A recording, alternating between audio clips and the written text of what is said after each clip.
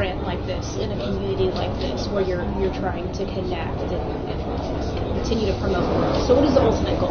Well, the whole idea of this program is to use federal dollars to support good community visions for better transportation. And what you see here is a community that in some ways is divided. A lot of people in South Phoenix, especially those who don't have or use a car, are really hemmed in by not just the river but also the railroad. So this bridge over the Rio Salado is going to make it possible for people on bicycles, for people on foot, people who, for any number of reasons, want to have access to what's on both sides of the river to do it. And it's something that we know has been of interest to members of this community for a long time. Even people who are no longer with us, like Congressman Ed Pastor and Senator John McCain, had thought about this vision, and we're so glad that we can help make it a reality with this $25 million in federal funding. It's been a long time coming. You could certainly say it's been a long time coming. I mean, again, something that's been envisioned for years. And a lot of times you see great ideas around the country that could happen, but they just don't have the funding. Thanks to the infrastructure law, this bipartisan vision that President Biden led, that both senators from this state supported, as well as House members I've joined you today, thanks to that infrastructure package, we have more funding to work with than ever.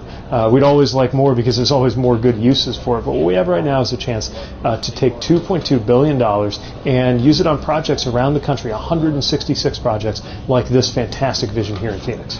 And what's the program, RAISE? Can you spell out that acronym? And you kind of already answered the second part of the question. Yeah, Rebuilding America's Infrastructure for Sustainability and Equity. It's a mouthful, so we just call the program RAISE. But the point is, it's discretionary funding that we can use to support great applications coming in from communities in every part of the U.S. And we're using it to support visions that are going to lead to safer streets or safer travel and cleaner air, better ability for people to get where they need to be who maybe have been left out in the past economically. A lot of communities of color who have been excluded by prior generations' transportation decisions can be connected up this time, and when they are, everybody benefits. So we're really excited about what this grant will mean. Earlier today I was in Tucson. They're redoing the 22nd Street Bridge with funding that we're bringing through this program too. And in every single state in the union, we're advancing at least one project through this program. And you mentioned clean air, sustainability, obviously safety, a priority for you all and for this community. As inflation kind of meets supply shortages and gas, obviously transportation funding comes with the gas tax.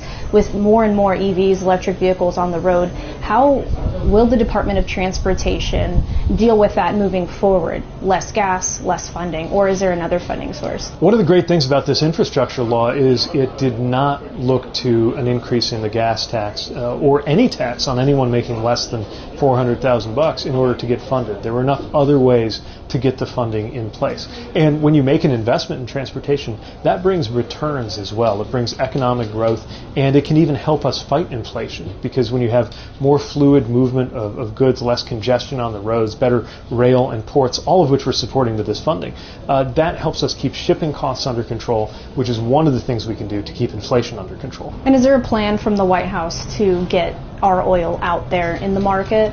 So the President has worked on a number of steps in order to keep oil prices under control here.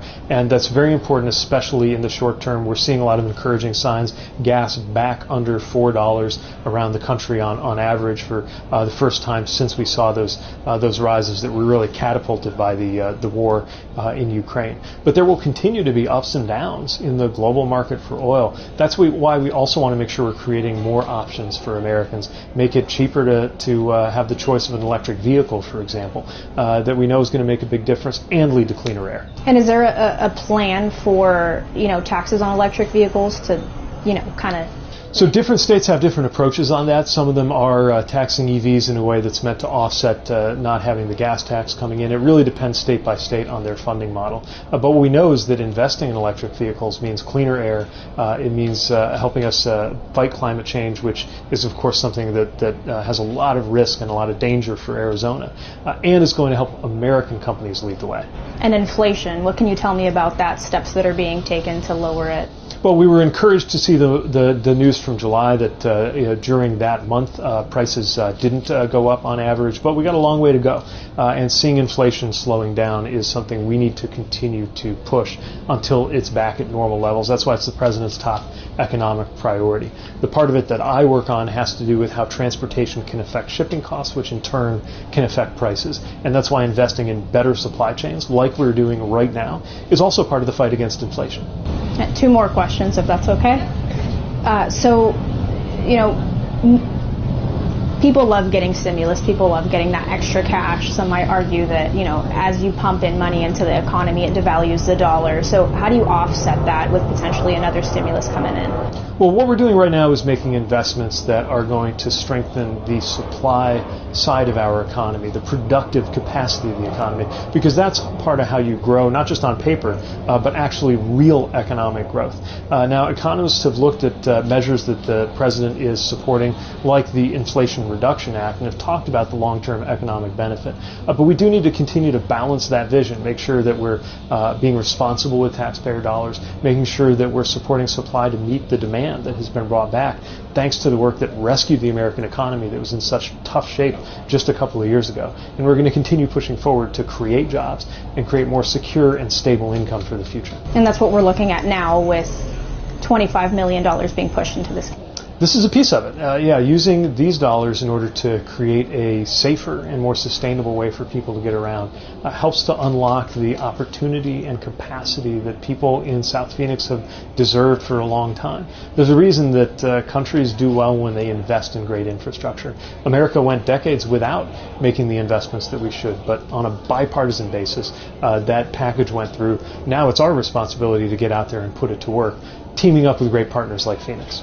And because we have to ask this question, do you think that President Trump and his lawyers should release the warrant detailing why the FBI did the initial search? Yeah, I'm not really in a position to speak to any active law enforcement process that's going on, but certainly watching the news like everybody else. Okay. Anything else you'd like to add about this specific project, the ultimate goal? Look, ultimately this is going to lead to more economic opportunity in this neighborhood, cleaner air, and better safety for the people who live here. It's part of a better Phoenix, and I really am impressed with the level of leadership and the level of unity that the local community has shown. It's part of why we think they're going to succeed in using these federal dollars well.